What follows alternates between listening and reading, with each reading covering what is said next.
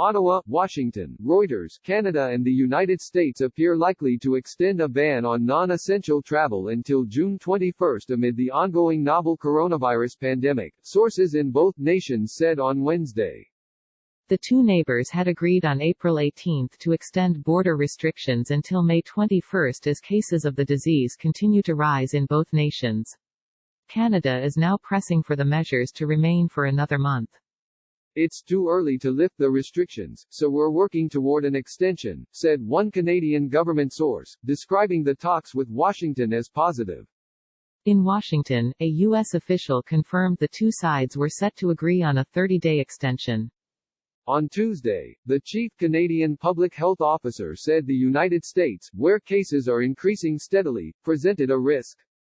The sources requested anonymity given the sensitivity of the situation. News of the request for a 30-day extension was first reported by the Globe and Mail newspaper. The agreement allows the flow of goods across a border that stretches 8,891 kilometers, 5,525 miles, and is a crossing point for one of the world's largest bilateral trading relationships. The United States takes 75% of all Canadian goods exports.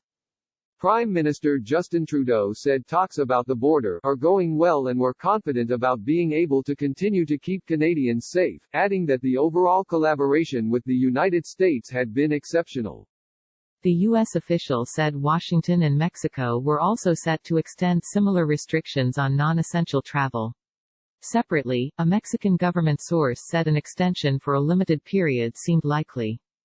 The total Canadian death toll edged up by just over 3% to 5,209 from 5,049 on Tuesday, official data showed on Wednesday. The data are another sign the outbreak is slowing, whereas the situation in parts of the United States is more challenging.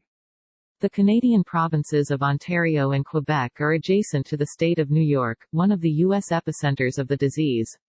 Canadian officials have been repeatedly pressed about the potential risk posed by arriving truck drivers. Theresa Tam, Canada's chief public health officer, on Tuesday said the coronavirus could take off rapidly unless extreme caution was exercised about relaxing the ban.